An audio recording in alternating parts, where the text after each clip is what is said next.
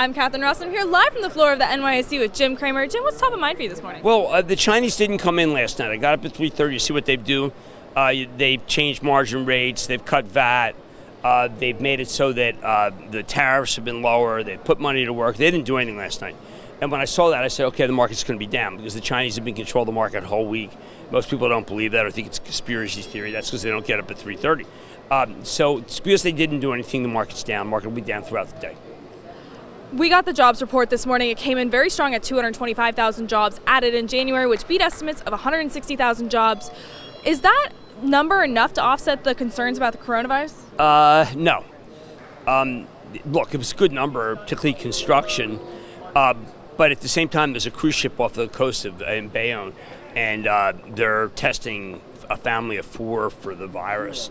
We saw what's happened in Yokohama. Another reason why our market's been buoyant this week is that there have been no new cases, and this could be new cases, and it's worrisome because of how quickly this stuff spreads on a cruise. I want to talk about Uber because they reported earnings last night, and one of the things that really stood out to me was when CEO Dara Khosrowshahi said that they plan to be profitable by the end of 2020. Yeah, look, I was a piece from Real Money about how Uber's become a real company that focused on profit. That it was not the case when a lot of these companies that came public or were going to come public were like what TheStreet.com was, which is I was told, okay, listen, lose a lot of money but become first mover advantage, or lose a lot of money but make it so nobody else can move in. That model's done, and now it's make money. And you see that they have the ability to make money. I'm sure there's somebody at these companies who says, you know what, you're killing us. We had this grand vision to grow. That's over, and it's really good for the people on both this and Pinterest. And you can read more from that column over on realmoney.com. Jim, yesterday... Which has been setting records, by the way, in terms of the number of people who read it. Congrats, that's awesome.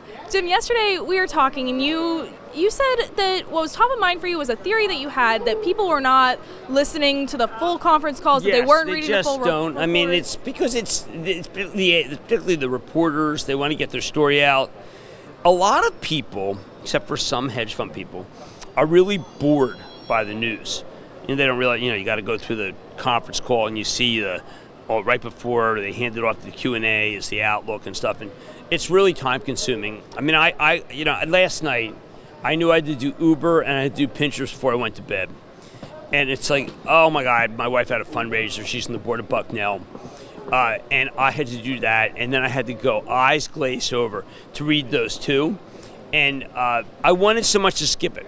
I wanted so much to say, I know these, but you can't, because you're not informed. But a lot of people can get away with being uninformed because there's no journalism jail, there's no analytical jail, but it is a travesty that people opine on these companies without reading through. If we hadn't gotten that little news nugget that Uber planned to be profitable by the end of 2020, would Uber have traded down today? No, the whole tenor of it was, listen, we're not going to tolerate losses in any division. No, that was a very good call. Pinterest was not as granular. It's just like the advertisers love it, the love fair's on. But I thought Dara was fantastic. Khosrowshahi I've always felt fantastic. I am jealous. I want him on my show. I was able to put a stick mic in his face the day he came public. But he's a wonder. He's just a really good man. And sometimes as I get older, I see some of these execs, and really I do root for them. He's one I root for. He's a good man. Were you something that I saw on Twitter last night was that one of the financial reporters, said they were kind of surprised that Uber wasn't impacted by the coronavirus at all. Yeah, it really wasn't. There's just there was a comment about Mexico in it. I would have been more circumspect about anytime you have any corona exposure. You just have to be very careful. But no, this wasn't that kind of conference call. Okay, are you ready to talk about our Colt stock index? Because I've got 5 more. Colt stock index. Our Colt stock index, which we will have pieces coming out next week about.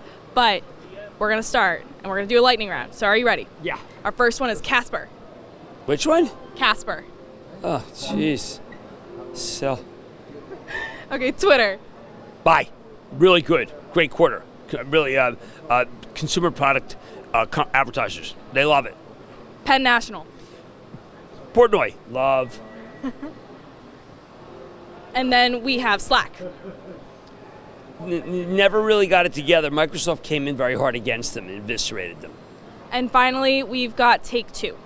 Okay, Take-Two disappointing on the WWE, disappointing on the NBA 2K, buying opportunity.